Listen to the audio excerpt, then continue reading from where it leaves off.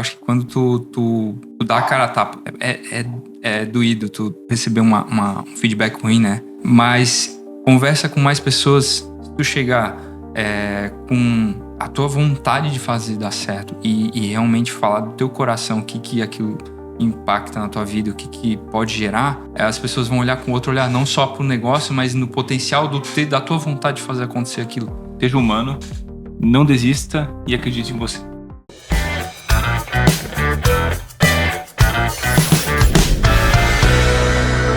As pessoas que são convidadas hoje desse nosso podcast acreditam que a tecnologia transforma internamente e externamente. Os dois são os sócios fundadores da Livt. O Savas, ele é formado em redes, segurança de redes e tem MBA em gestão. E o Felipe, ele é formado em gestão da tecnologia da informação e tem pós em planejamento estratégico empresarial. Então, com vocês, nossos convidados de hoje, Savas e Felipe. Bem-vindos. Bem-vindos. Boa tarde. Obrigado pelo convite, pelo espaço, para a gente falar um pouquinho da Livt, da nossa história. Obrigado. Obrigado, pessoal. Bom, e já vamos puxar. Tu falou da história, é exatamente isso, né? A gente gosta de contar aqui no BF Talks Podcast boas histórias empreendedoras. E a gente já conhece um pouquinho da história empreendedora de vocês, mas eu acho que seria legal vocês iniciarem contando como é que começou, como é que vocês dois se conheceram, como é que foi toda essa jornada até chegar na Livt hoje com 14 anos, é isso? 14 anos. 14 anos de existência. 14 anos de história. Bom, o Savas, ele chegou brilhando num dia, né? Eu vou chegar lá, mas é bem interessante a forma que a gente conheceu ele. Agora já tô curioso como você chegou brilhando. Um dia de sol, um raiar de sol, o Savas chegou. Mas a Livt, a gente começa a idealizar uma ideia de projeto junto com um sócio, né? Que era o ex-sócio nosso, que era o Kleber Moro, dentro da universidade. Eu trabalhava numa empresa um software bem reconhecido aqui em Santa Catarina de gestão de laboratórios, faz um RP para laboratórios, uma tecnologia bem específica. E lá dentro eu já comecei a enxergar várias necessidades de tecnologia dos clientes, né, que iam além do sistema, né, principalmente voltada à segurança, backup, etc. Então, olhando, né, conversando até com o meu chefe, que chamava Walteron, na época eu falei que, cara, eu queria tentar resolver esse problema, né. E aí, dentro da universidade, eu comecei a fazer os primeiros desenhos do que seria o negócio Livt, né? E eu nunca fui um expert em tecnologia, mas era muito bom de relacionamento. Lá eu cuidava da área de suporte, das grandes carteiras da empresa. Eu falei, cara, tem uma dor, tem um problema, mas eu não sei como resolver, né? Aí eu olhei para a sala, tentei procurar os caras mais inteligentes, né? O Kleber era um deles. Falei, Kleber, eu tenho esse problema aqui, como é que a gente resolve? E ele, cara, deu a solução em questão de minutos, né? Então, entre uma partida ou outra de truco lá, a gente foi idealizando os negócios, foi rabiscando.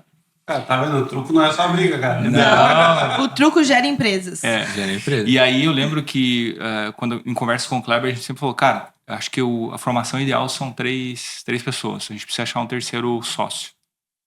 E aí, nessa jornada, a gente olhou de novo para dentro da sala. Tinha 2 figuras lá. Uma figura a gente tentou, não funcionou muito bem. E a outra, ela começou a engrenar com a gente, mas ela não deu cadência, não deu pegada. E aí a gente, cara, não dá mais, vamos tirar. Eu falei, mas a gente precisa achar uma outra pessoa, né? Terceiro elemento. E aí ele falou, cara, tem um cara que trabalhou comigo um tempo num cliente X que, ele faz total sentido. E aí, vou atrás dele. Aí eu acho que ele conversou rapidamente com o Savas. E aí a gente já estava para fechar alguns clientes. E num almoço ele trabalhava numa empresa, eu trabalhava ainda na BitLab. A gente se encontrou embaixo de um prédio. E aí a gente, cara, a gente precisa do terceiro sócio e tal. Eu falei, cara, tu falou com aquele teu amigo? Ele falou, não, a gente falou, daí começamos a falar do Savas e tal, porque a gente precisa de um cara assim. E aí o Savas, ele vem na rua, por isso que eu falo que ele vem brilhando, porque era um dia de sol. O Savas, ele tava com um monte de caixas, né, acho que era da Dell. Da Dell, né? Cara, a hora que ele disse, o Savas ali, ele apontou, eu falei, é esse cara. Bem falando dele, tá ele aqui. Ele já veio brilhando. Brilhando diferente. Isso. Brilhando, ninguém falou que era brilhando de suor, né? Não. Foi bonito, mas o intuito é que o negócio era trabalhoso mesmo. Carregado de caixas, e foi assim que a gente conheceu o Savas. E eu lembro que nos primeiros 10 minutos que a gente teve de conversa, eu falei, o cara é diferente. É ele. Então ali a gente formatou o núcleo que inicia a Livit, né? Já com alguns clientes, etc.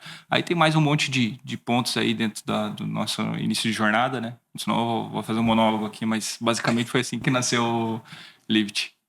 E como foi pra ti, Savas? Então, Que tu chegou depois. por que eu cheguei naquele Chegou momento? brilhando. Né? Brilhando.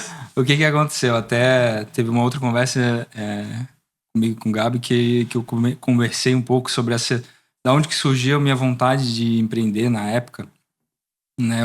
Eu vinha de uma empresa pequena, né? Que eu tinha pouco conhecimento, né? Fui uma empresa gigante, que é o Bradesco, né? Na época, a parte de tecnologia.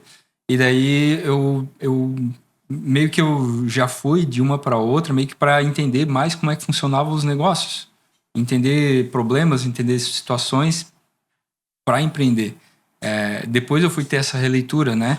Mas era algo que já vinha lá de trás, de uma vontade de entender como é que funcionava um negócio e ter experiência, né? De trabalhar numa empresa pequena, que pega, né, situações gerais, né? Fazia de tudo numa empresa pequena, e uma empresa que eu fazia só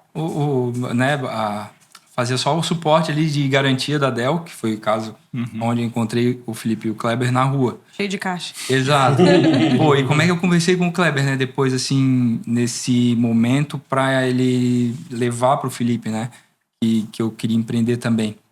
Eu fui lá fazer um suporte, trocar uma peça de computador na empresa que o Kleber trabalhava, e troquei a peça, e daí numa conversa rápida, assim, pô, Kleber tem vontade de empreender, ele também, pô, legal e tal. Ele não me falou nada.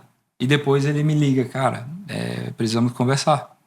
Aí foi quando eu já tinha falado com o Felipe, daí realmente a gente não se encontrou propositalmente.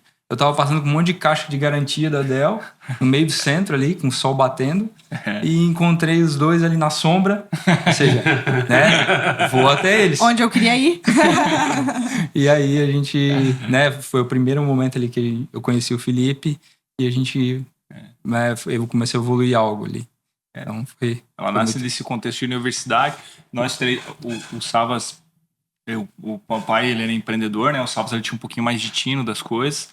O Kleber também, a família já tinha algum contato. Eu nunca tive, né? Minha família não era de empreendedores. Então foi uma jornada que a gente se descobriu juntos ali. Foi bem legal, assim. Acho que a gente apanhou bastante, mas também acertou bastante no meio da jornada. A gente se dividiu bem também, né? A tua mãe que teve a situação de empreendimento também que... Minha mãe... É engraçado isso, né? Porque a minha mãe, ela sempre desafiou... Eu sou natural de Curitibanos, né? Uma família bem tradicional, né? Então, meu pai era caminhoneiro e minha mãe ficava em casa cuidando dos filhos, né? Éramos em 4 irmãos. E a minha mãe sempre desafiava o meu pai, então ela fazia artesanato, então ela sempre estava com uma lojinha, ou ela saía para vender, o pai saía viajar, ela saía vender, escondido e tal. Então... Depois de muitos anos, eu fui resgatar, pô, da onde que veio isso, né? De tentar fazer alguma coisa, empreender, de ser né? inquieto, né? E veio dela, assim. Depois que eu fui entender, poxa, veio... Porque, cara, ela tomava muito, né? Brigava muito dentro de casa por causa disso, né? Ela queria que ela ficasse dentro do padrão dela. Mas ela queria a independência dela. Queria, não só financeira, mas principalmente negócio. Ela se relacionava muito bem. E aí depois eu fui entender um pouco sobre isso, né? Mas era legal. E os teus pais já tinham empresa? Sim, meu pai, ele foi para a prefeitura de Florianópolis bem jovem, aí viu que não ia... Na época, a questão de trabalhar com, né, para a prefeitura e tal, não ganhava bem. Hoje em dia que ganha, né? Hoje em dia dá dinheiro, né? Exatamente. E ele viu que ali ele não ia crescer, ele não ia ganhar dinheiro, né? E daí ele saiu, e até acho que isso é um dos arrependimentos dele, ter saído na época, porque hoje ele estaria muito bem, né? O pessoal lá ganha muito bem, tem vários benefícios. E ele saiu e foi pro trabalhar com os irmãos da minha mãe, né? Meus tios, que eram empreendedores, né? E ali ele começou a aprender a questão de gerenciar, de ter... teve uma evolução muito grande na carreira ali.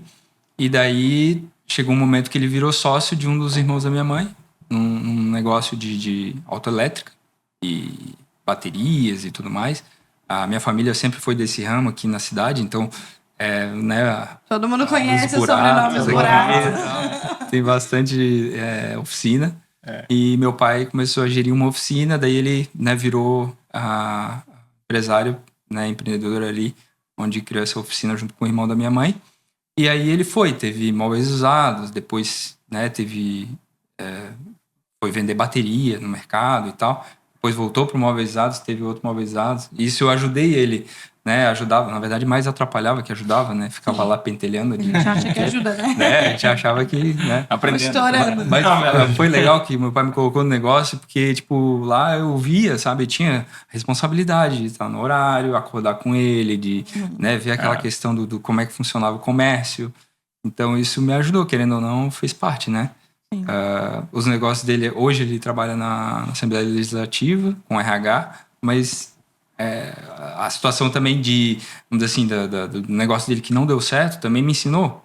Né? O último negócio que ele teve, acho que foi o Móveis Usados. Foi um momento assim que eu vi, né, aprendi também. Né? Não passando diretamente com meu pai, mas foi legal, assim, por mais que não tenha dado certo. Que legal. Tá, deixa eu voltar. Vocês entraram no empreendedorismo já na universidade. Isso. No meu caso, assim, o Salvas também. Foi tipo um projeto da foi tipo faculdade que se tornou. Isso. E vocês nunca tinham tido nenhuma experiência profissional antes? Não. Empreendendo, não. Mas Empreendendo. profissional, sim. Profissional, eu já estava nessa empresa há uns 7 anos que eu comentei. Verdade. Então, eu já tinha identificado aquela dor já há algum tempo, eu estava com ela na cabeça, né? Só não sabia como resolver. Tá.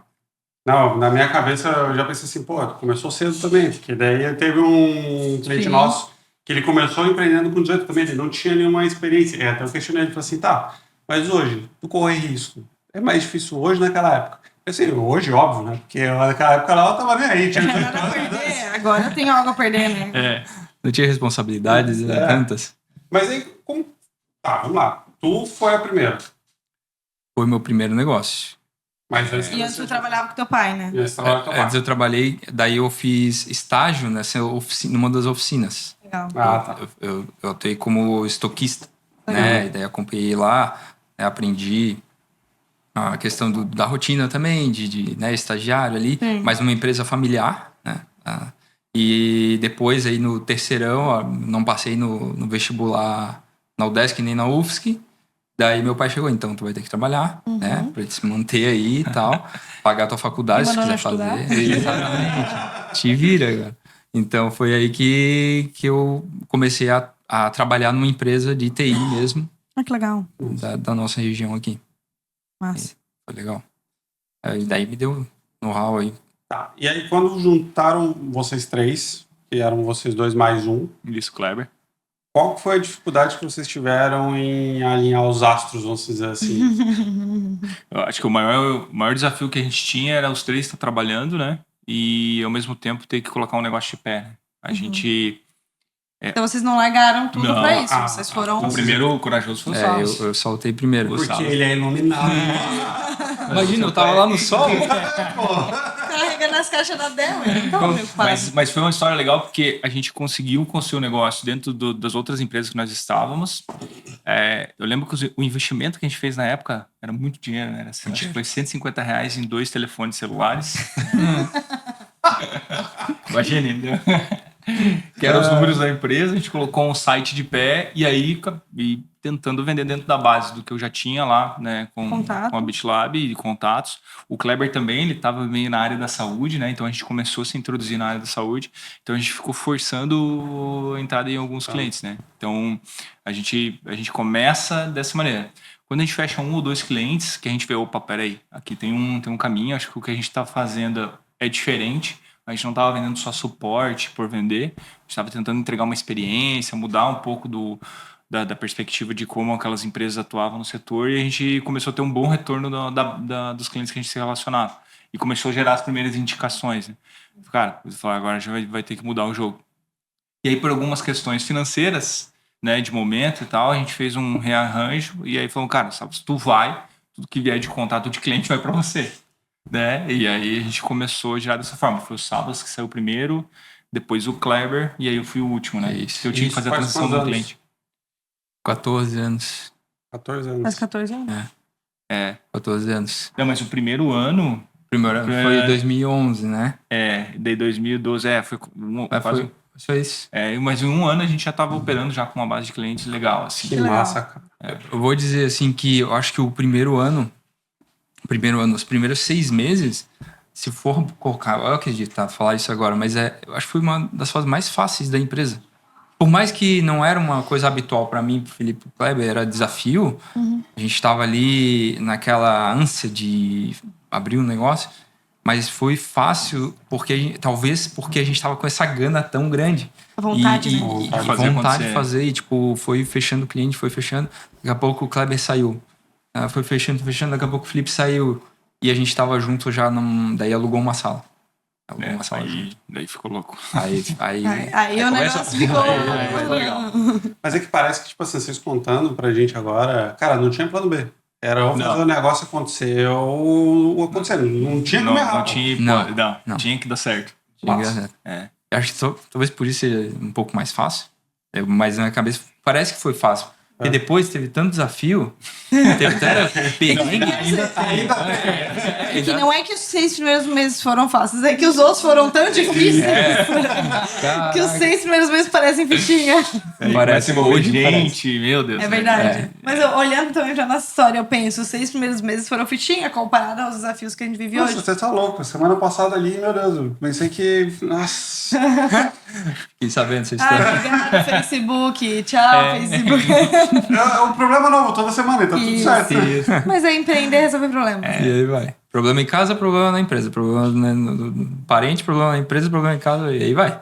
Cara, mas assim, ó, parando pra analisar, tá? É uma coisa que eu teve um vídeo que eu vi um tempo atrás ali no Instagram, que é até esqueci o nome dele agora, mas ele se chama de Ninja.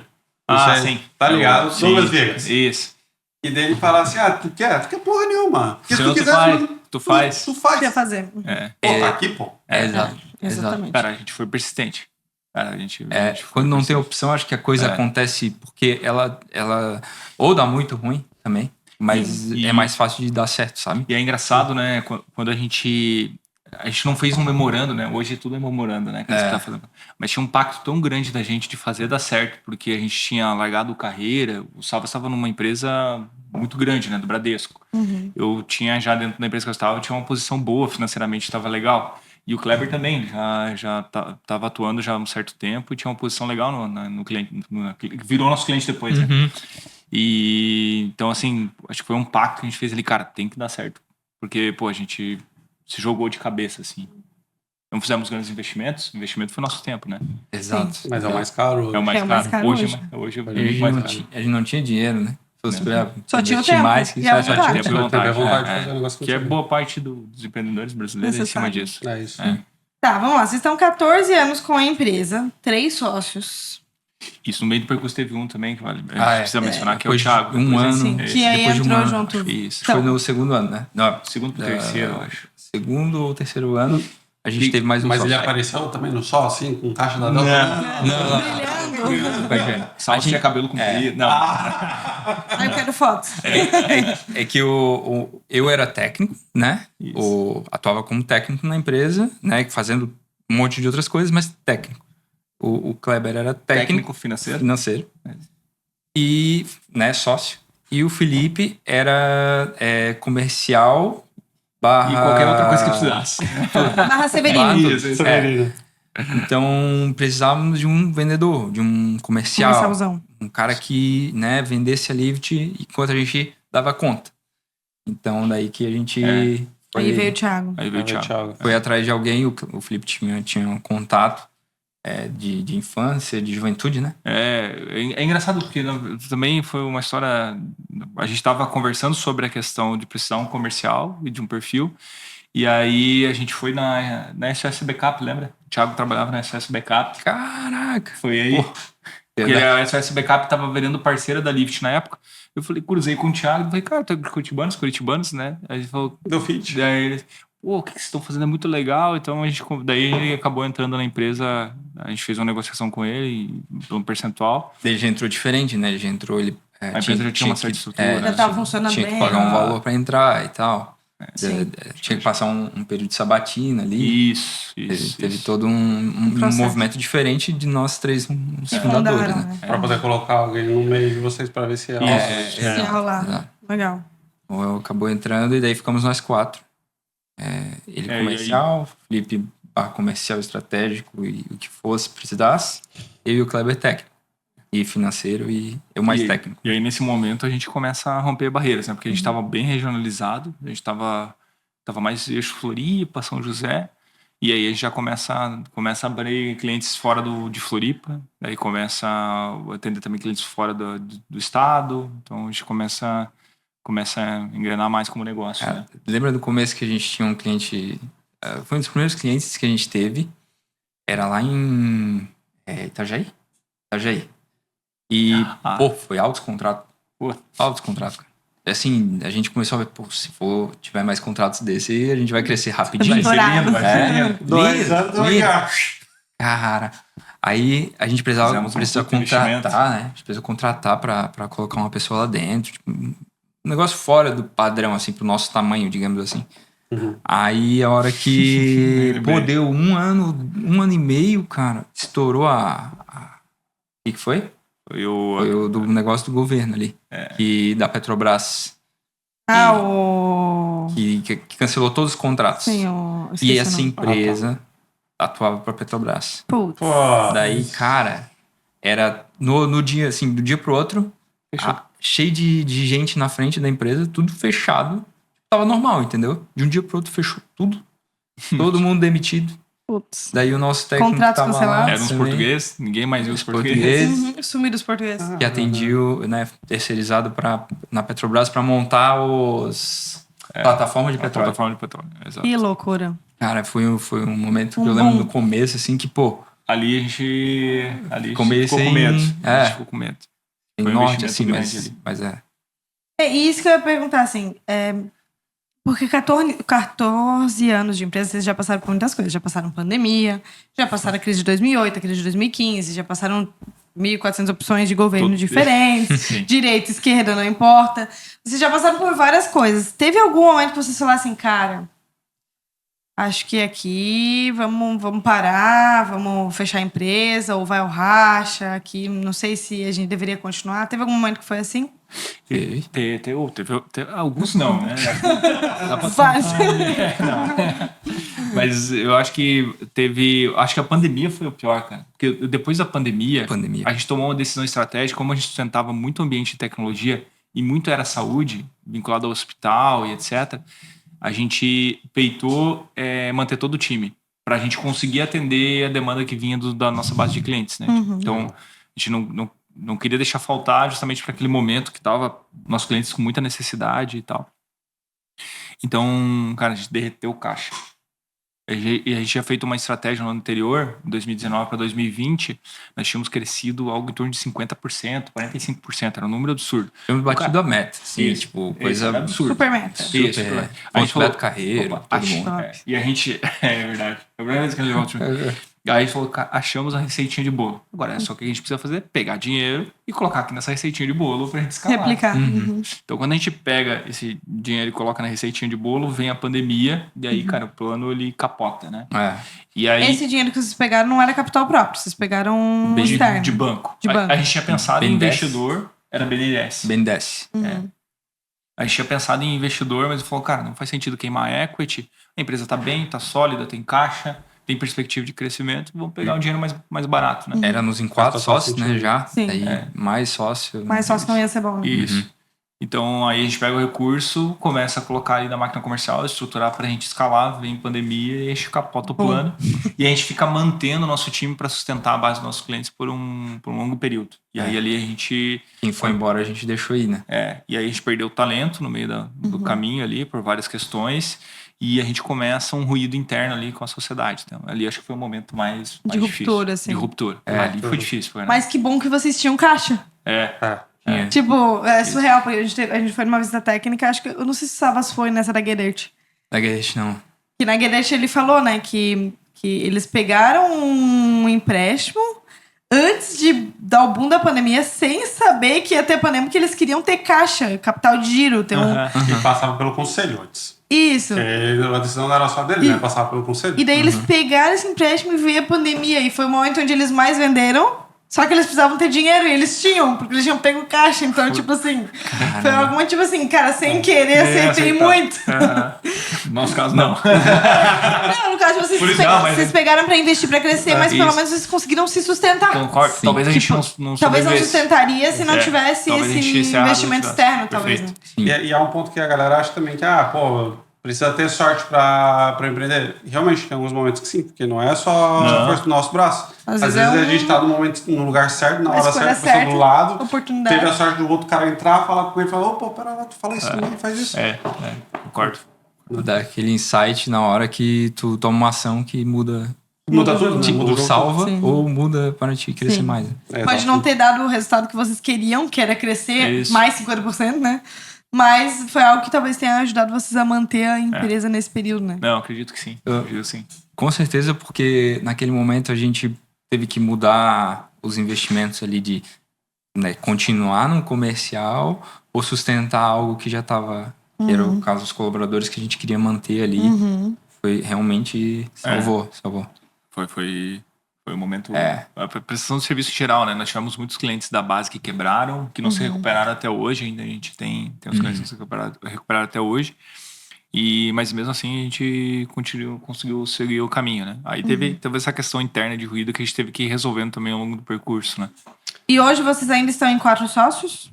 Não, hoje nós estamos em 2. Só vocês dois. Só hoje nós na dois. Lift. Aí quando enfim, né, uma sociedade muito longa, eu digo assim, cara, sociedade eu acho que é pior que casamento, né, cara? Casamento ainda tem emoção envolvida, digamos assim, né? Sociedade não É razão. É razão pura, né? total. E aí é muita expectativa, então como a empresa já estava com 12 anos, né, quando acho que a gente...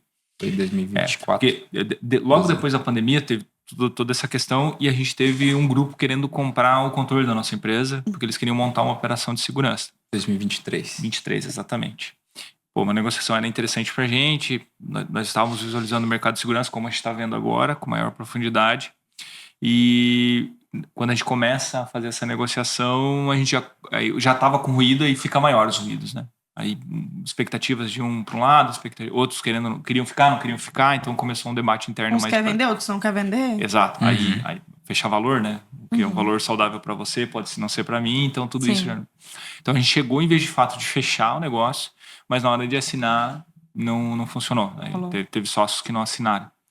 E ali a gente tomou uma decisão, né? Eu e o Salvas, a gente conversou e falou, cara, ou a gente resolve isso ou a gente encerra, não faz sentido as operações, tá todo mundo sofrendo dentro do negócio, cada um querendo uma coisa e, cara, a gente precisa se resolver. Dali ia pra pior, assim, ia ser algo fechar muito feio, assim, digamos, né? Isso. Virar... Pela história que a gente tinha construído, não fazia sentido. Ter dívida e coisa que a gente nunca teve, né? A empresa nunca precisou de um empréstimo, né, cara? Sim. Então, Foi pra impulsionar, não foi Claro. pra salvar na época. E pensar numa situação que também, no meio da pandemia, vocês priorizaram os colaboradores de vocês, né? Exatamente. Eram outras pessoas que teriam esse impacto também, né? Sim.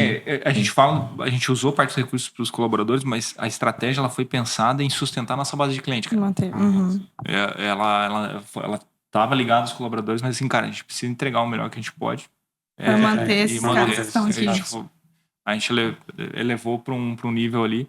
Aí é decisão, né? Não sei se... Provavelmente a maior parte das consultorias falariam pra gente reduzir qualidade de entrega e ir para outro lado, outro caminho. Mas não tem como, né, cara? Não, Pô, o nosso perfil não é. Pra nós é uma pra coisa que é essa inegociável também, reduzir a qualidade. Tipo assim, tem esse pote aqui, ele me custa R$10, mas eu sei que isso aqui lá na ponta, lá pro cara lá, quando eu vendo, ele vale isso por causa da qualidade dele. Daí eu vou baixar o valor desse produto, da entrega, vai chegar lá pro meu cliente e vai ficar uma merda, porque ele tava pensando que ia ser algo duradouro, né? Mas não.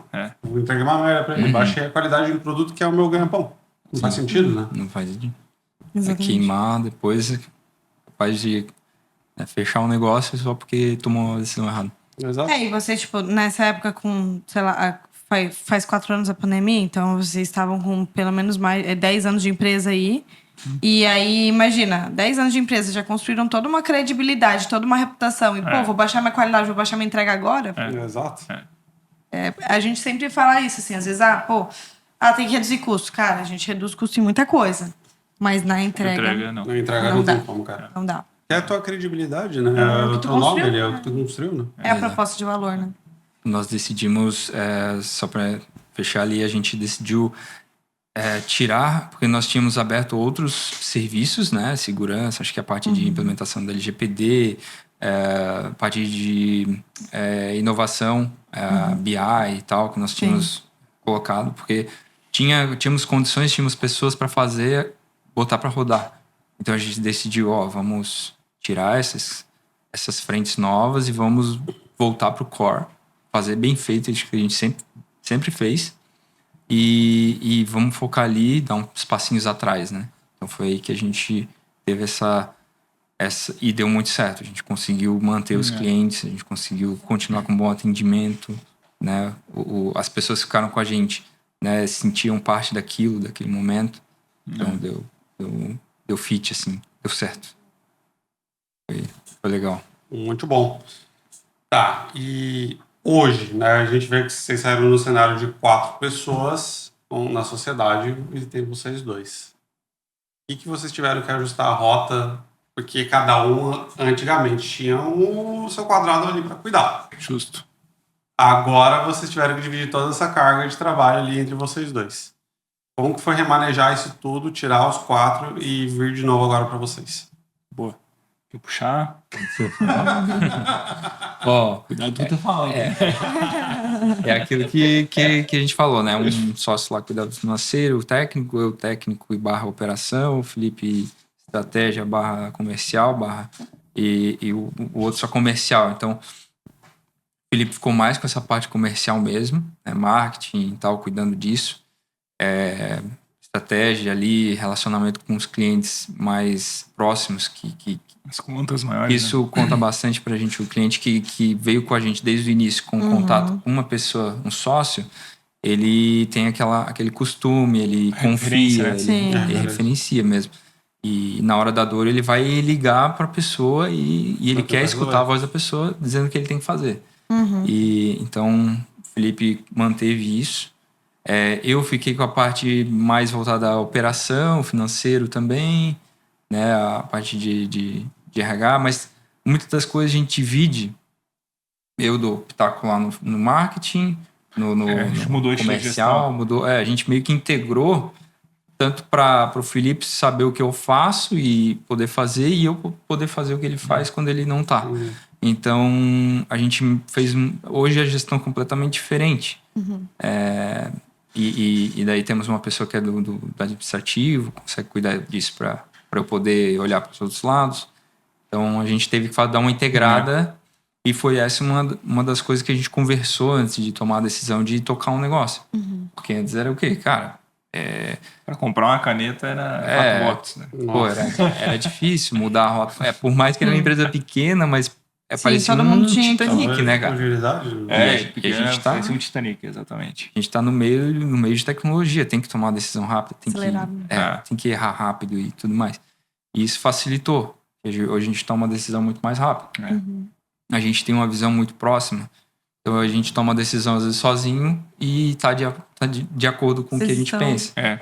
Estão alinhados. Eu queria perguntar pra vocês, porque, tipo assim, tem coisas mínimas no dia a dia que cada um, vamos dizer, tu é responsável pelo marketing e pelo comercial. O Sava sabe, tá alinhado com as coisas, vocês estão interligados ali, mas se tinha pequenas coisas que você se tomasse a responsabilidade, não, beleza, eu vou fazer isso aqui e tá tudo certo, porque isso aqui é minha responsabilidade, vou bater o martelo e acabou.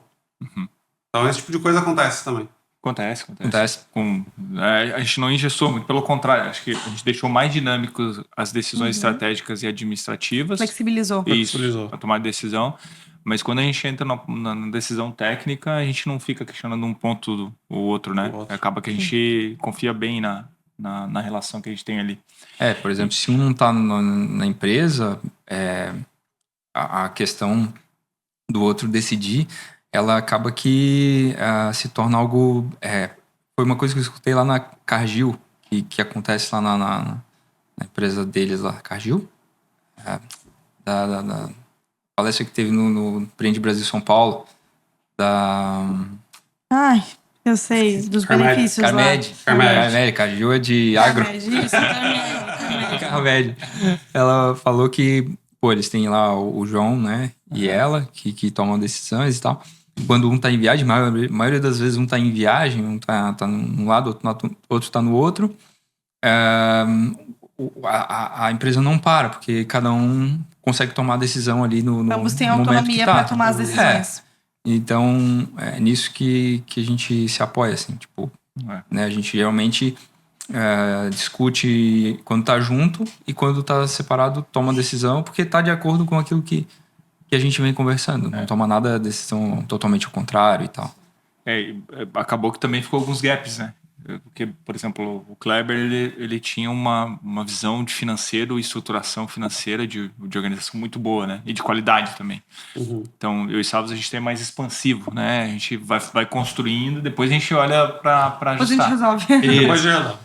Aí, já o Kleber, por exemplo, ele vinha com essa mão de, opa, peraí, vamos olhar para isso aqui, que isso aqui vai virar um problema na frente. Então, alguns pontos no meio do percurso aí dessa decisão a gente perdeu. E aí agora a gente tá tendo que construir com o time, né? Sim. Então, daí é uma estrutura melhor de time, as decisões das pessoas que a gente tá querendo trazer, etc, né? Pra sustentar essa parte. Trazer pessoas que a gente consiga confiar na parte técnica, né? De tomar decisão, de resolução de problemas lá. Não trazer problemas que vão gerar, né? Mas é um desafio, realmente. Porque é uma empresa que não é muito grande, mas que é bem... tem muitos negócios que dependem do nosso, né? Então, se a gente tomar uma decisão errada ali, que ali na frente vai gerar um problema pro cliente... É fácil de dar um grande problema, né? E para quem tá assistindo, o que a Livit faz hoje? E para quem? Hoje nós atuamos com sustentação de tecnologia da informação para empresas de diversos setores e tamanhos. Nós temos empresas principalmente pequenas e médias, né? No sentido de quantidade de equipamentos mesmo, de Não 10 equipamentos. Faturamento aí. Porque hoje a gente atua mais com quantidade de equipamentos nesse sentido. 10 a 600 ali, equipamentos ativos, né, que nós chamamos. Vocês sabem disso, inclusive. Sim. Então, nós atuamos na parte de sustentação, deixar a parte tecnológica estável, dar o suporte a toda essa parte de tecnológica, ao time de TI interno das empresas, a empresas que não têm TI interna, ao próprio administrador ou gerente, e a parte de segurança, né? Nós fazemos a assessoria de segurança baseada na ISO, onde a gente leva a empresa até os 70% da ISO, para ela poder ter um mínimo ali de condições para poder oferecer segurança para um fornecedor, para os dados que ela possui interno, né, e tudo mais. Às vezes é uma solicitação do próprio cliente, né? Muito. E só fazendo, como o pessoal que está ouvindo talvez não nos conheça, segurança da informação, né? Porque às vezes dentro da tecnologia tem a parte de segurança perimetral, né? Verdade. Sim. Nós estamos falando de segurança da informação especificamente, né? Então, o eixo de sustentação e segurança. Isso é comum a gente falar terminologias que não estão muito ligadas ao dia a dia das pessoas. Difícil, principalmente na área de tecnologia, trazer do técnico pro português, digamos assim. Exato.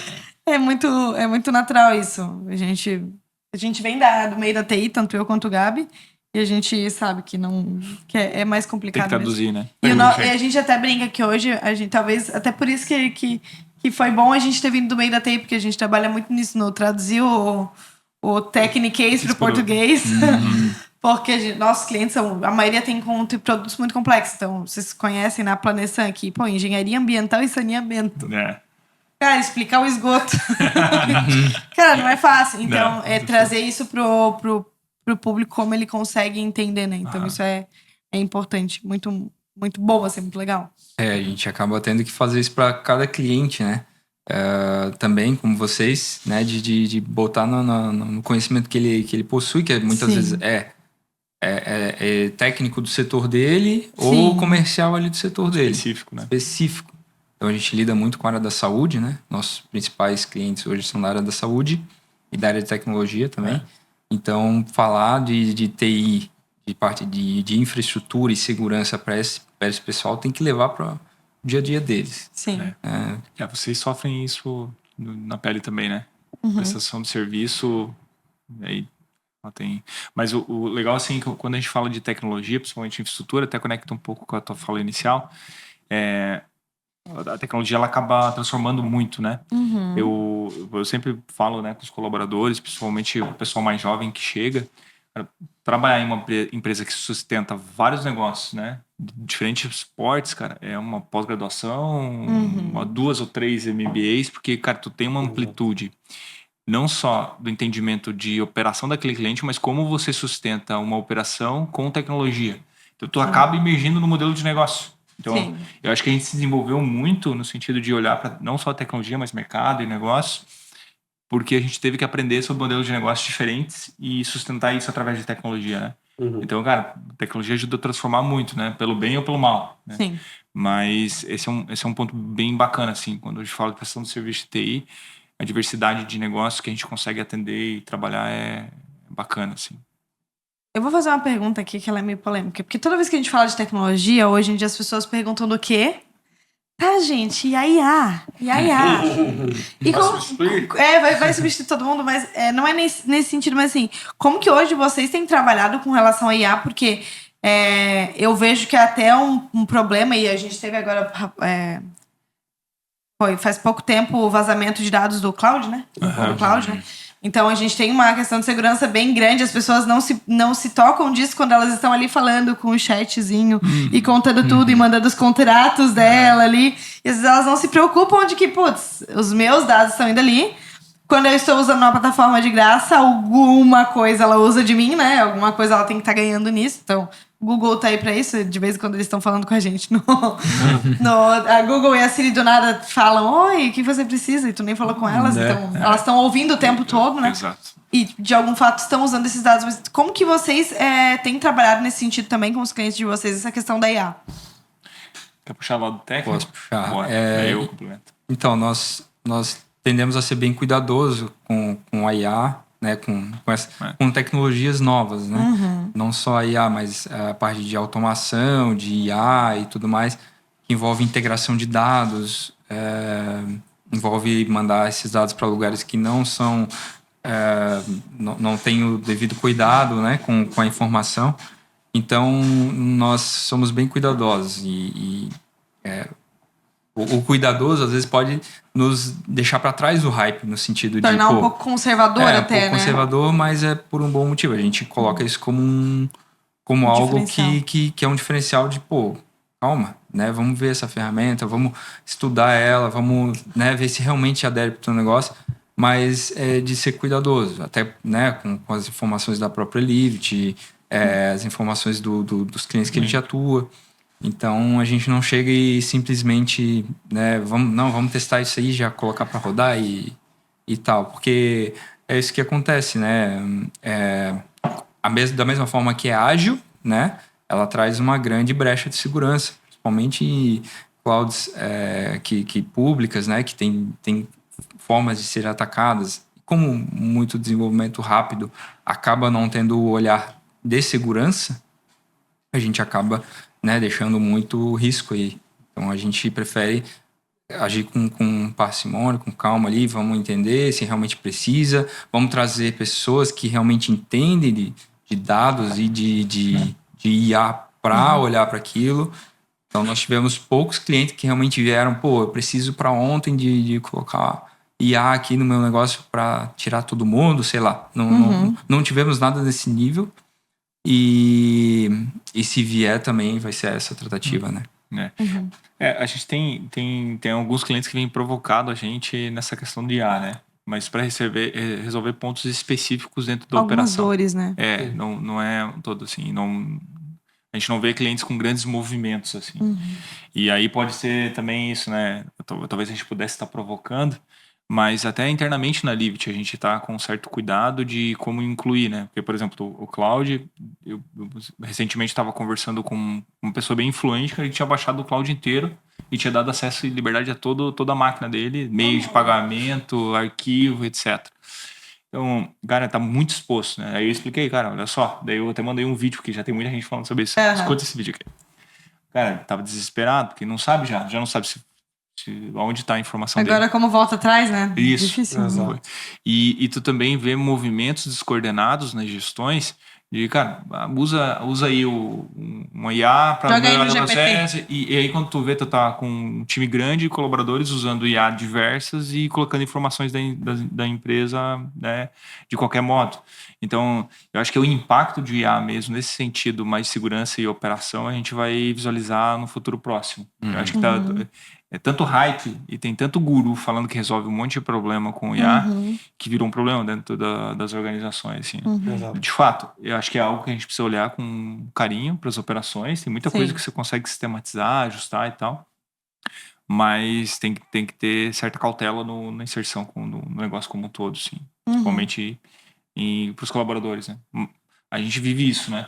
Nós temos empresas que a gente presta suporte desde o nível 1, que a gente chama, até o mais avançado.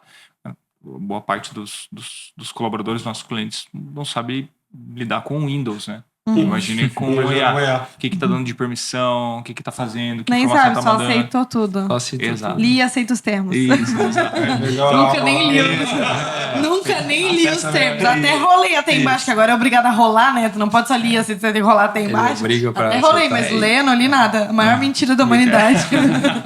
Li e aceita A os receita de termos. bolo no meio. Mas, de fato, eu acho que a gente não conseguiu resolver a questão de segurança da informação ainda. Se a gente olhar em um âmbito nacional, boa parte das empresas não tem o mínimo de segurança da informação. E a gente está falando de IA, né? Então, uma coisa não conversa com a outra. A gente ainda tem que evoluir muito. Fui num evento, para corroborar o que tu falou, de IA que teve aqui em Florianópolis, DWX. Fortíssimo. Foi bem grande, assim, o evento, e eu tentei dar uma olhada no panorama geral, assim, se tinha alguma palestra sobre segurança, né, específica na parte de IA. E não tinha nenhuma focada. O negócio é o hype, mano. Mas tá aí um negócio pra vocês entrarem. Aí o Oceano Azul. Não tem ninguém falando. Dá trabalho? Dá. Mas não tem ninguém falando sobre isso. Sim. Vai ser um grande foco. Acredito que já está acontecendo muita coisa nesse sentido de perca de dados, perda de dados, acesso a todas essas ferramentas que estão em hype, né? Ataques e tudo mais. Porque da mesma forma que a empresa usa IA para automatizar, para fazer um novo produto, né? Tem o outro lado, que é o bandido lá, o hacker, que usa aquilo para desenvolver softwares mais rápido para atacar esse tipo de situação. Perfeito. Sim. Então tem tudo isso. Isso está abrindo o pessoal está abrindo muitos olhos, mas falta se falar. Né? Porque o que chama atenção é o quê? Vamos abrir um negócio totalmente em IA. Isso é o que chama atenção. A gente tem um menino. Como é que é o nome daquele cara que a gente vê no Instagram? Que ele chega dançando. O Jeff programador. Cara, ele assim, chega isso aqui pode virar dançando. uma skill. Ele chega numa feirinha assim, tipo o vendedor feirante do centro de Floripa, assim, ele chega assim. Ele chega dançando assim, ele chega. Aqui você pode fazer uma escala. Eu vi que sua esteira de produtos já está bem feita. Tem vários. Mas já pensou em automatizar com Cloud Code o seu atendimento? Cara, isso é muito bom, velho. E é bem Eu engraçado. publiquei esse dia também, que vídeo satisfatório, cara. E tem um vídeo dele que ele fala da empresa de um homem só com IA. E daí ele fala assim: agora nós contratamos nosso primeiro comercial. E aí vimos que ela não era muito boa no comercial, mas ela canta. E aí chamei ela pro happy hour, né? Parece a menina tocando. Mas é muito engraçado, porque às vezes as pessoas estão nisso, né? Vou criar uma empresa de um homem só com IA e beleza, pode, não quer dizer que não. E muitas invenções vieram de coisas que talvez não eram tão seguras. Mas tem o outro adaptação, lado. Tem o outro lado. Tem Depois disso, é aquela coisa, né? O crescimento acontece na desordem, ok? Mas em algum momento vai ter que botar ordem. É isso. Porque se não botar, vai vir alguém e vai derrubar tudo. Alguma hora vai dar ruim. Toda tua construção, né? Tua confiança que tu criou naquele momento. Exatamente. É uma coisa, tipo assim, quando eu trato IA, que nem eu falei com vocês na última vez, cara, eu trato como se fosse uma ferramenta, não um substituto. Justo. É um meio. Essa é a visão correta. É um meio, porque tem uma galera que fala assim, não, pega essa ferramenta, pega essa IA aqui, que ela vai fazer a tua landing page, vai cuidar, vai fazer a otimização do teu tráfego pago, que vai fazer criar... teu post. Isso. Cara, daí tu vai Daí vai ver os posts fica tudo uma igual. merda. Isso, aí você vai no concorrente, tá mesma coisa. Mesma Fazer- comunicação, mesma pegada. comunicação. Não, daí é pior é que daí usam as mesmas trends, o mesmo post, o mesmo modelo, e aí no fim tá todo mundo usando. E todo mundo igual. Quando todo mundo é igual, Ninguém se diferencia. ninguém se diferencia. Ninguém se diferencia. Isso Eu é acho muito que louco, né? tá Mas você muito vê como a certo. IA ela tem impacto em tudo, né? A gente tá falando de sustentação e infraestrutura, ela tem impacto, vai pro marketing, ela tem impacto, Tem gestão, impacto. ela tem impacto jurídico. E realmente, Ela tá se... ela tá se entranhando, É que né? eu acho que, cara, a galera que sustenta essa parte, claro, tem quem use para o bem, mas tem um preguiçoso que tá achando que vai colocar IA lá e não vai precisar fazer mais nada. Isso. Exatamente. Não existe, isso não Exatamente. existe. Isso. Pô, e não é desse jeito, né, cara? Nem ela, é um meio. Tem, de fato, assim, ela é MEI e tem algumas áreas específicas que ela já está tendo um impacto real, né? A gente tem bastante cliente na área da tecnologia e a gente até aqui em Floripa, né, no polo tecnológico, a gente viveu um hype dos desenvolvedores também, né? Aham. O desenvolvedor é caríssimo, Nossa. absurdamente caro. Perdemos alguns colaboradores nessa época. Isso, né? Hoje eles não Todo mundo queria trabalhando virar como desenvolvedores, né? Infelizmente, mas as IAs agora, elas estão, principalmente na parte de contexto, elas já estão começando a programar com uma certa Tá facilidade. né? democratizando o desenvolvimento, né? A gente tem um cliente que é uma startup bem forte aqui na parte de educação. Ele tinha um grupo de desenvolvedores, ele reduziu para menos da metade, porque ele pegou uma IA com contexto. E aí tu começa a falar com outras empresas de tecnologia, tu vê que já a contratação ela já está diminuindo bastante. Então o pessoal já está jogando para dentro da IA, o que boa parte de um grupo de desenvolvedores pode fazer. Essa é uma transformação real dentro de um setor. Tem até um estudo da Anthropic, né? Anthropic. Que eles estavam falando sobre o impacto das carreiras. Ele não vai acontecer agora e talvez não impacte nós. Aham, Mas a nova geração que está entrando no mercado de trabalho, sim. justo. Porque o que talvez seria o trabalho, entre aspas, braçal, sim, a mão de obra braçal mesmo, ela vai continuar acontecendo, mas a mão de obra braçal administrativa, mão de obra braçal de tecnologia, essa mão de obra, ela já talvez não seja mais tão necessária daqui 2, 3 anos. E aí esse povo que tá entrando na faculdade agora vai ter que rebolar muito mais Sim. para conseguir Pra se se diferenciar. posicionar no mercado de trabalho, porque já não é só eu vou entrar ali como assistente e vou aprender, porque daí o trabalho de assistente a IA faz, digamos assim, né? Claro, com a automação correta, tem que ter a pessoa certa direcionando, mas o que eu direcionaria uma pessoa, eu direciono uma IA, que automatiza esse processo. Então, isso é um ponto que vai afetar, né, as carreiras. Talvez não esse ano especificamente, mas para daqui 5 anos vai afetar muito mais o público novo que está entrando no mercado de trabalho agora. E até uma coisa que meu sogro fala, cara, e realmente a galera que usa IA, quem vai se beneficiar mais é mais o povo mais velho, mais antigo, do que os novinhos agora, né? Então, um cara de 40, 50 anos, talvez é o cara que ele vai ser mais inteligente para dar um comando, Vai extrair mais, né? vai extrair mais do que um novinho. Porque tem mudado, né? Se a gente for pensar em carreiras há 10 anos atrás, as pessoas não contratavam mais pessoas velhas. E velhas, que eu digo que não são velhas, mas 40 anos mais, as pessoas já não queriam mais contratar, porque queriam pessoas mais novas, com energia nova e tudo mais. Agora tem se mudado. Não, eu quero contratar pessoas mais experientes, pessoas que têm mais conhecimento de vida, comportamento. E aí as pessoas não querem mais contratar os jovens, porque os jovens têm energia. Eles querem contratar as pessoas que são mais experientes pela experiência, pelo tempo, pelo comportamento, por ter mais maturidade. Então, isso tem mudado. E aí impacta muito, né? Essa nova geração que vem com uma visão muito diferente, talvez, da nossa. E aí, quando vem IA, ela dá a última pá de cal, assim, no negócio. Porque daí não é sobre... E aí, a gente conversa muito com um cliente nosso sobre isso, que ele também é da área de tecnologia, que ele falou assim, ele até brincou, o PO vai morrer, ele falou. Não porque não vai precisar mais do PO, mas porque daí ele até falou, vai virar um CEO. Que é o quê? Tipo, é o cara do contexto. É o cara que explica o contexto. E quem é esse cara? É o cara que tem experiência com a tecnologia. É o cara que tem experiência com aquele segmento. É o cara que tem experiência. E daí ele até deu um exemplo, porque eu dei o exemplo que a gente está montando uma plataforma agora. A gente está com um desenvolvedor que é nosso sócio e a gente está montando uma plataforma de marketing. E aí, nessa plataforma, o que eu fiz? Um belo dia, estava no Figma. A IA do Figma estava lá. A Pari nem sabia que o Figma tinha IA. E foi do Daí nada. tinha lá Do nada, um chatzinho pequenininho, escrito assim: escreva a sua ideia para IA e para nós, e nós vamos realizá-la, alguma coisa assim. E daí embaixo tinha um exemplo de ideia, que era tipo uma coisa um pouco parecida com o que eu queria. Tipo, um software disso. Deu, Vou criar meu wireframe. vou jogar aqui, vou ver o que essa IA me traz. Vou ver o que Um que belo ela vai. dia de manhã de janeiro. Vou jogar aqui. E eu joguei, eu queria um software assim, assado, fizesse isso. Cara, É insano, né? veio a Parece. plataforma. Daí eu falei assim, Gabriel, eu acho que eu fiz algo bom. Toda a parte do O toda a parte do front front, cara. inteiro. Pronto. Cara, E daí eu falei assim, eu não sei se isso aqui funciona. Tipo, aqui eu tô clicando e tá mostrando, porque daí o Figma mostra a usabilidade do negócio, né? Eu falei assim, cara, eu fiz algo bom aqui. Daí o Vou Gabriel, monetizar Cloud Code. daí o Gabriel falou assim, cara, realmente? E daí, tipo, eu tava na versão 35, eu acho, desse teste. O Gabriel chegou na versão, sei lá, 130. E daí ele falou assim, cara, eu vou pegar um programador aqui dos que eu tenho, que o Gabriel trabalhou muitos anos com equipe de software. Vou pegar a galera que eu conheço que é programador pra ver um dev bom. E vamos botar pra rodar isso aqui, porque isso aqui é bom. E aí a gente tá construindo nossa plataforma, vamos rodar Quase o piloto pronto. agora em Meio do ano sai. abril. Mas de um negócio, de uma ideia que eu joguei pra IA, e que a IA me deu o software. E tipo, beleza, não é... Ali ela não fez o software. Eu precisei de alguém pra programar. Fazer um back, né? Fazer um back, CSD, tudo mais. tudo mais. Cloud, não sei o que lá, e AWS, tudo isso. Mas o fato de eu ter colocado ali, eu dei o contexto. Aham.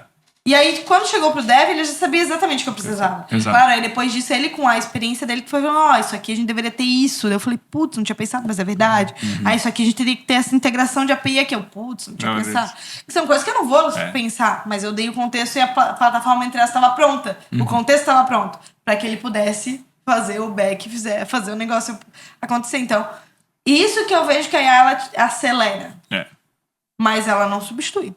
Não, mas Não ó, essa jornada tua tirou um monte de gente, né? Tirou o cara Sim. que ia fazer a análise de requisitos, a empresa que ia fazer a consultoria, o UX, UI, que ia, né? UI. Então, algumas horas de desenvolvimento foram encurtadas. Foram aí, cara. exatamente. Só precisou de um Red Bull, um café junto. Red Bull, um gelinho de Red Bull com café. Não.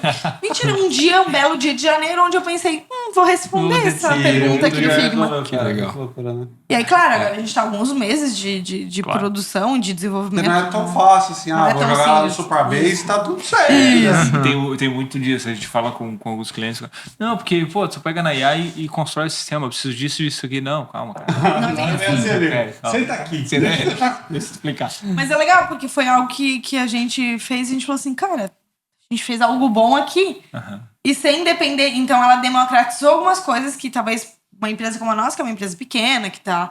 Pô, estamos entrando no nosso 5º ano agora. Então, pô, pra nós, talvez agora, contratar toda uma equipe de software pra construir aquilo, toda uma equipe de desenvolvimento, a gente não iria fazer. Mas com a IA a gente conseguiu acelerar esse processo e conseguir ter pelo menos um piloto aí pra gente testar. legal. E claro, depois eu vou precisar de uma equipe pra melhoria, UI UX pra melhorar a usabilidade e tudo mais. Mas pra pilotar, Isso. Não. Do MVP, sair pra diminuir meu rodar, custo testar. de Isso. investimento inicial Total. pra que eu Total. possa. Então isso é massa. a gente teve, o nosso caso ali foi um sistema que nós desenvolvemos logo no começo da empresa, e foi uma decisão onde a gente tinha um sistema de atendimento Esse é um sistemão, né? um Esse sistema. é pesado. Hoje é um baita sistema. A gente tem um sistema de atendimento, que é onde a gente coloca o que tá, tem todos os clientes lá dentro, Os chamados, os famosos chamados. Os clientes abrem chamado na plataforma, a gente documenta tudo, tem base de conhecimento, tem cofre de senhas, tem agendamento de atendimento, né? Legal. Chamados frequentes, tem um monte de coisa. E a gente tomou essa decisão de desenvolver lá atrás, não tinha Cloud Code, não tinha nada, né? A gente teve que trazer uma empresa de desenvolvimento que é conhecida. Tu lembra que a gente desenhou as telas numa A4, nosso Uma UX? A gente foi sábado lá na empresa, umas duas vezes. Desenhava, o Felipe fazia os Como os botões. incas faziam. O que era o Figma naquela época? Cara, era Nem o no Figma eu lá. acho que existia naquela época. Não tinha Figma. Acho que não tinha A gente Figma. não conseguia desenhar, assim, talvez o Paint. Paint do Pô, a Microsoft gente é Paint. velho, cara. Pô, Vocês estão velhos, usando Paint, vocês estão velhos. Tinha o Photoshop. Tinha Aí essas tu ia lá e coisas. pintava uma bordinha e pintava a tela inteira. Acabava com o desenho. Daí a gente tomou essa decisão e foi bem importante pra gente, porque um software que gerencia esse conhecimento que a gente implementa as coisas e tem que documentar, e depois usar isso de diversas formas para o cliente poder saber o que foi feito, para o técnico que der continuidade àquele atendimento poder entender o que foi feito até então e tudo mais, e o cofre de senhas para a gente saber. Cara, foi muito importante e a gente fez como a gente queria para o nosso negócio. Talvez se a gente fizesse para um cliente, a gente não teria essa ousadia. Né? Mas a gente fez pra gente, a gente entendeu que era mais correto. Senão a gente ia ter que estar pagando o licenciamento pro usuário até então. Imagina, hoje as licenças sempre foram caras, as licenças desse tipo de software. E a gente fez algo pra gente, a gente chegou até a implementar isso num cliente que precisava para sua TI interna. Eles gostaram do nosso software, a gente implementou lá. E não era sistema SaaS, nem existia SaaS na época. Era um sistema, né, um quadradinho. Era os primeiros SaaS, né? Estavam acontecendo os primeiros SaaS. E foi bem importante, assim. Foi um caso tipo esse, mas que a gente realmente botou a cara ali, porque não existia na época nada nesse sentido. Se tivesse, ia ser muito mais fácil. Sim. A gente ia fazer ali, testou, deu boa, vamos lá, vamos fazer rapidinho. Mas eu acho que essa questão do piloto, a IA tirou com certeza bastante emprego de desenvolvedor ali, mas possibilitou abrir muitos softwares, porque antes o pessoal, software, contratar um desenvolvedor para fazer um teste, cara, não tinha muito. Muita grana. Muita grana. A gente tá com um consultor lá, que é o Jorge, né? Cara, o Jorge é o deus do microsas, cara. E, cara, ele antes de toda essa questão de hypar como tá hoje, ele já havia começado a fazer alguns sistemas de gerenciamentos pequenos, né? Cara, ele criou o gestor de OKR, ele criou um outro sisteminha de te ajudar a criar OKR. Sistema de acompanhamento e gestão de planejamento estratégico. Então, ele começou a criar várias plataformas com a base de IA com mais profundidade de vender. Então, cara, hoje, se tu for olhar, tu consegue desenvolver alguns sistemas que resolvem questões operacionais com a IA, sem necessidade de contratar algo, né? Então, nessa parte também acho que vai ter uma evolução muito grande. Aqueles detalhes da operação que tu consegue resolver com a própria IA, né? Muito massa. Muito claro. Gente, a gente tem uma magia que acontece nessa mesa que o tempo ele passa assim de forma acelerada. Eu vi. E a gente viu e passou uma hora.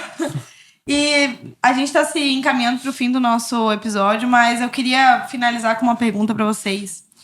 Vocês sabem, a gente é uma agência de marketing, trabalha com marketing aqui. E imaginem que a BF vai rodar tráfego pago.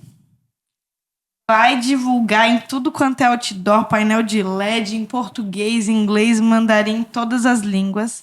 E vocês vão deixar esse conselho, ele vai chegar em todo mundo com tráfego pago, assim, ó, investimento de milhões. Investimento maior que o da Nike hoje. E vocês vão conseguir entregar esse conselho, vai chegar em todo mundo. Que conselho vocês dariam? Um de cada vez. Vai, Salsa. Ele já olhou pra ti. Olha, que responsabilidade, hein? Talvez, dentre os meus aprendizados de vida, talvez, seria...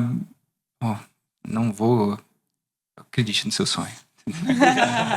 Não, mas é muito voltado a isso. Não é só acreditar no seu sonho, mas e fazer, e botar o teu coração naquilo que tu quer fazer. Bom, que resposta agora chegou. Agora que ele falou tudo isso. Eu acho que a gente poderia, talvez pegando um pouco da nossa trajetória, sabe? Você estava pensando aqui enquanto você falava. Eu acho que talvez a gente dividir em 3 pontos. Eu acho que seja humano, não desista e acredite em você. Acho que, cara, foi muito da nossa trajetória. A gente sempre foi humano em todos os nossos relacionamentos. Todas as pessoas que a gente passaram pela Lift, etc. Ajudamos muita gente, fomos ajudados por muita gente. A gente sempre acreditou, nunca desistiu, né? Então, acho que isso resumiria um pouco do que foi a nossa jornada e do que a gente é, né? Te conhecendo, eu sei que tu tem esses 3 pilares bem estabelecidos e sei que muito disso também eu tenho. Então, acho que é isso, cara. Cara, é muito bom ver isso, porque tipo, a gente vê muitas sociedades e sociedade não é fácil, como vocês falaram, sociedade não é fácil. A gente, como casados, sócios de vida e de trabalho, Dois. a gente sabe que também não é fácil. A gente sabe que também não é fácil. Mas é muito legal quando a gente vê isso, tipo, uma sociedade onde dá pra perceber que vocês dois, um tem orgulho da trajetória do outro e um confia de fato no outro. Então, isso é muito legal. Ver que vocês dois estão, de fato, entregues a essa sociedade pra fazer acontecer. Então, que legal, continuem assim com esse Tem problemas jeito também, de... tá? Mas Não, com certeza, igual aqui. Mas é legal, às vezes a gente fala. briga em casa e isso afeta a empresa. A gente briga na empresa e afeta em casa. normal. Não Mas tem é como, não. Não sei se você percebe, Não tem como mas separar. parece que quando vocês estão se olhando, tipo, pra falar alguma coisa, passar bastante. Tem admiração. Tem admiração, cara. Isso. Isso é muito legal. Isso é legal. Continua Porque, com isso. tipo, isso é legal. Tipo, um admira o outro. Não é uma coisa, tipo assim, pô, eu admiro o Gabriel, porque o Gabriel começou e depois eu entrei. Não, é um negócio, uma admiração mútua mesmo. Isso é muito massa. Muito Muito bonito. legal de ver. Legal, Legal, parabéns, obrigado, pessoal. Parabéns pra vocês também, obrigado. Gente, muito obrigado por aceitarem estar com a gente hoje. A gente agradece. Foi um bate-papo muito legal. Foi ouro aqui. E vocês que estão aqui nos escutando até agora, né? Não deixem, né, de compartilhar esse podcast, talvez com aquele amigo que tá precisando, que tem medo, às vezes, de entrar numa sociedade. Tá aqui um exemplo de sociedade que tá dando certo há 14 anos, né? Claro, tiveram esses percalços, um entraram, um saíram, mas vocês continuam aqui de pé. Então, isso é legal e ver que vocês continuam para um futuro ainda mais promissor para a Livt. Então, não deixem de caminhar esse podcast para aquele amigo que talvez está pensando em empreender, não sabe por onde começar, talvez está pensando em desistir. Também não deixe de se inscrever no nosso canal aqui para receber os próximos episódios. Sempre tem episódios muito bons aqui. Se quiserem encontrar vocês no Instagram, como é que acham? @SalvasEduardo. E @Felipe Pasolini. E a empresa? @Lift Tecnologia. Lift com V mudo, né? Isso, Lift. V mudo. Dá uma olhada Eu ali. tô sem a camisa. Tá Ah, pequenininho que aqui, mas... Devia ter vindo de laranja. Isso, tá certo. E também não deixem de seguir lá, bf.mkt Studio e bf.talks podcast para acompanhar também todos os cortes e todas as divulgações que vão sair. Muito obrigada pela tua presença e até a próxima. Tchau, tchau. Tchau.